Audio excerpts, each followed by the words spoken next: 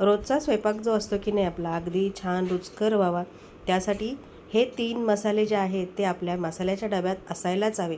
आणि माझ्या मसाल्याच्या डब्यामध्ये हे 3 मसाले अगदी आवर्जून असतातच. मी नेहमी हे बनवून ठेवते. तर काय काय आहेत ते बघूया चला. तर सगळ्यात आधी आपण गरम मसाला बनवणार आहे. तर त्यासाठी मी काय काय कुठले कुठले खडे मसाले घेतलेत ते आधी दाखवते तुम्हाला. तर हे बघा, हे सगळे खडे मसाले आहेत आणि आता ते कुठले कुठले आहेत ते दाखवते. पण त्याआधी नमस्कार, गोदाई किचनमध्ये सगळ्यांचं अगदी मनापासून स्वागत. तर माझ्या रेसिपी जर आवडत असतील तर रेसिपीला एक लाईक करायला अजिबात विसरू नका. आणि चॅनलवर नवीन असाल तर मात्र चॅनलला सबस्क्राईब करून अगदी जा. तर हे बघा, बघू शकता यात सगळे खडे मसाले जे आहेत आणि हे सगळे खडे मसाले आपल्याला या मसाल्यासाठी लागणारच आहेत. त्याचं कारण सांगते. हा मसाला जो बनणार आहे की नाही तो व्हेज नॉनव्हेज अगदी सगळ्या भाज्यांमध्ये चालतो. तर इथे मी धने घेतलेत, 100 ग्राम धने आहेत, अगदी मोजून घेतलेले आहेत. मी सगळे जिन्नस आहेत, सगळे जे मसाल्याचे पदार्थ आहेत ते अगदी मी मोजूनच घेतलेत. 50 ग्राम जिरे घेतलेत. धणे जर 100 ग्राम असतील तर त्याच्या अर्धे जिरे घ्यायचे आहेत. अगदी दोन्हींचं प्रमाण एकसारखं ठेवू नका. आता काळी मिरी घेतलेली आहे, तर एक 10 ग्राम काळी मिरी घेतलेली आहे मी इथे. आणि इथे मी कसुरी मेथी घेतलेली आहे. शक्यतो गरम मसाल्यामध्ये कसुरी मेथी कोणी वापरतं मला माहिती नाही, पण मी नेहमी वापरते. त्याचं कारण खूप छान असा सुगंध येतो आणि आपला मसालाही टिकायला मदत होते. तर इथे लवंगा घेतलेत मी. लवंगा ज्या आहेत त्या 10 ग्राम आहेत. तुम्ही अगदी थोड्याशा कमी जास्त करू शकता पण.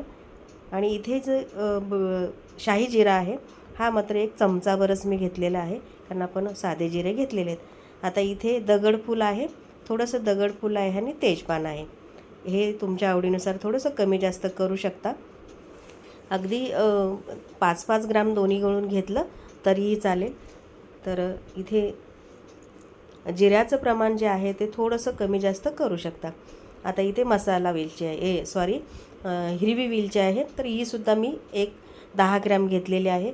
मसाल्याचं प्रमाण जे आहे ते वजनाप्रमाणे तुम्ही बघू शकता. आता हे जे आहे हे गुलाबाच्या पाकळ्या आहेत. यांनी अतिशय सुंदर अशी चव येते आणि सुगंध खूप छान असा येतो याला. त्यासाठी हे मी गुलाबाच्या पाकळ्या वापरते. आता इथे जावेत्री आणि जायपत्री असे 2 वेगवेगळे मसाले आहेत. दोन्हीचा सुगंध थोडासा वरखाली होतो. तुम्ही दोन्हीपैकी कुठलेही 2 फुले घेऊ शकता. आता इथे दालचिनी आहे. दालचिनी 1 तोळा दालचिनी घेतलेली आहे. दालचिनीसुद्धा अगदी कमी जास्त करू शकता तुम्ही. हे आहे चक्रफूल, गोलफूल तुम्ही काय म्हणता बघा. आता मी चक्रीफूलच म्हणते याला, बद्यान फूल पण म्हणतात याला. चक्रीफूल घेतलं हे 10 ग्राम आहे. मसाला वेलची मात्र 5 ग्राम घेतलेली आहे. मसाला वेलची जी आहे ते जास्त घेऊ नका, कारण त्याचं जास्त एकदम कडक असा वास आहे. आणि इथे मी सुंठेचे 2-3 तुकडे घेतलेले आहेत. 1 जायफळ घेतलं, त्यातलं मी अर्धच घेणार आहे. आणि हिंगाचा खडा मोठा आहे, तोही फोडून मी अर्धा घेणार आहे. तर हे दोन्ही फोडून घेणार आहे. इथे मी बडीशेप घेतली, ही 10 ग्राम घेतलेली आहे. बडीशेपही थोडीशी कमी जास्त करू शकता. 10 ग्राम प्रत्येकी मी मोजून मापून घेतलेलं आहे सगळं साहित्य. आणि आता हे सगळं साहित्य जे आहे ते आपल्याला सगळं भाजून घ्यायचं आहे छान, आणि मग आपण याला वापरायचं आहे. तर सगळ्यात आधी भाजून घ्यायचं सगळं. अगदी कोरडंच भाजायचं आहे, जास्त काय आपल्याला तेल वगैरे नाही घालायचं, पण कोरडं भाजून घ्यायचं. आता उन्हाळ्याचे दिवस आहे, अगदी थोडंसं गरम केलं तरी चालणार आहे. पण जर थंडीच्या महिन्यामध्ये किंवा पावसाळ्यात आपण करणार असो तर त्यावेळेला मात्र छान कडक असं मसाला भाजून घ्यायचा, म्हणजे टिकायला मदत होते. आता कढई गरम करत ठेवली आणि धणे 4 भाजून घ्यायच्यात. अगदी सगळेच जे गरम मसाले आहेत सगळे एकत्रच मी भाजणार आहे, पण काही थोड्या थोड्या अंतराने, कारण काही जास्त वेळ लागतो, काही कमी लागतो. अशा वेळेला सगळे एकत्र एक एक करून घालायचे, म्हणजे सगळे साहित्य आहे आपल्याला, सगळा गरम मसाला आहे तो एकत्रच भाजायचा आहे. हे बघा, मस्त सगळं असा बाकी जास्त काय करायचं नाही. अगदी रेसिपी खूप सोपी आहे. फक्त हे जे मसाले घेतलेत ते कुठले घेतलेत आणि किती घेतलेत. आता तेवढं आणखी सांगते परत, की जर तुमच्याकडे एखाद दुसरा मसाला याच्यातला नसेल तर काहीच हरकत नाही, तुम्ही नाही घातला तरी चालेल. तुमच्याकडे जे मसाले आहेत ते करा आणि ते घेऊन असं छान मसाला बनवा. आता हा मसाला जो आहे की नाही, हा बिर्याणी, पुलाव, तुम्ही चिकन मसाला, मटन मसाला काहीही बनवा, अगदी मस्तच लागतं आणि खूप छान अशी चव येते याला. मी नेहमी हा मसाला बनवून ठेवते. माझ्या मसाल्याच्या डब्यामध्ये नेहमी हा मसाला असतो. माझ्या मसाल्याच्या डब्यामध्ये कुठले कुठले मसाले असतात त्याचा व्हिडिओ तुमच्यापर्यंत अगदी एक थोड्या दिवसातच मी तुमच्याबरोबर शेअर करेन. तर सगळे मसाले मी एकत्र घेतले, छान आता भाजून घेणार आहे. अगदी गॅस मंद ठेवायचा आणि मसाले सगळे भाजून घ्यायचे. मी बिर्याणी वगैरे करते, मी बिर्याणीची ऑर्डर घेते, तर मी हाच मसाला वापरते बिर्याणीलासुद्धा. पुलाव असेल, चिकन मसाला, मटन मसाला, चिकन रस्सा, सगळ्यासाठी हा मसाला वापरला मी तरी वापरते. आणि आता धणे आणि जिरे घेतलेले आहेत. तर आता जिरे घेतलेत मी 150 ग्राम आणि धणे 100 ग्राम. जेवढे तुम्हाला पाहिजे, ज्या ह्याच्यामध्ये डब्यात, बरणीमध्ये किंवा मसाल्याच्या डब्यामध्ये जेवढं बसेल तेवढंही तुम्ही करू शकता, किंवा तुम्ही एकदमही धणे जिऱ्याची पूड करून ठेवू शकता. तर मी अगदी 150 ग्राम जिरे घेतलेत आणि धणे 100 ग्राम घेतलेत. आणि हे वेगवेगळे भाजायचे आहेत आपल्याला, कारण वेगळी वेगळी याची पूड करायची आहे. तुम्ही एकत्रही करू शकता धणे जिऱ्याची पूड. मग काय होतं की तुम्हाला कधीतरी धण्याची पूड वेगळी लागते किंवा जिऱ्याची पूड वेगळी लागते. मग अशा वेळेला 3 वेगवेगळं करून ठेवावं लागतं, म्हणजे धणे पूड, जिरे पूड आणि धणे जिरे पूड. त्यापेक्षा धणे आणि जिऱ्याची पूड वेगवेगळी करून ठेवायची, म्हणजे अगदी जास्त बरण्या होत नाहीत. जेवढं पाहिजे तुम्हाला तेवढं तुम्ही घेऊ शकता. हे बघा, मस्त खमंग असं हे धणे भाजून घ्यायचे आहेत. धणे भाजताना गॅस अगदी मंद ठेवा, कारण ते सुकलेलं असतं, कोरडं असतं, त्यामुळे पटकन जळतं. आणि करपवून द्यायचं नाही, कारण करपलं की याचा कडवट वास येतो. हे बघा, इतपतच केलं. आता जिरे गरम करून, जिरे मात्र एकदम गरम करून घ्यायच्यात, आपल्याला भाजायचे नाहीत, फक्त गरम करून घ्यायचे आहेत, कारण पूड बारीक होण्यासाठी. म्हणून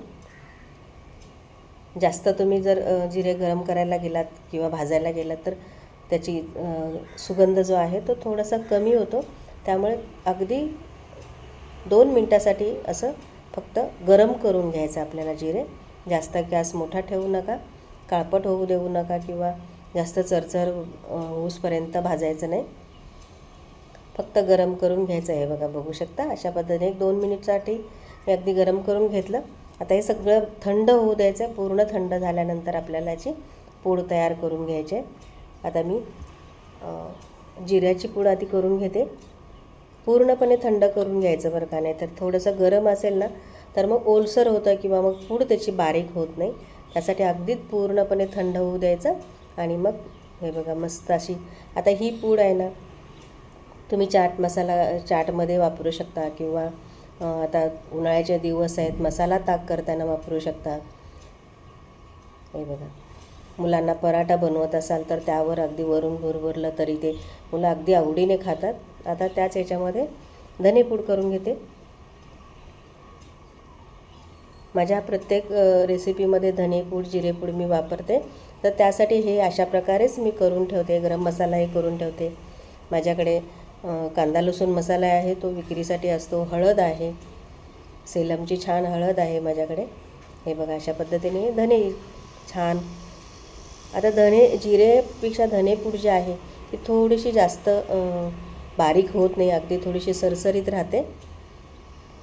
तर हरकत नाही, आपण घरीच वापरणार असतो की नाही, अशा पद्धतीने करून ठेवायची.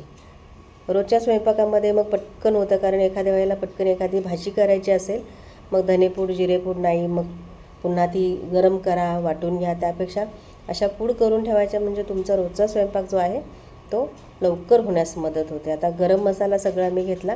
गरम मसाला थोडासा मी जास्त घेतला आहे ह्या वेळेला, कारण गावी जाणार आहे आणि गावचं जत्रेतलं मटणाचा व्हिडिओ मी नेहमी तुमच्याबरोबर शेअर करत असते.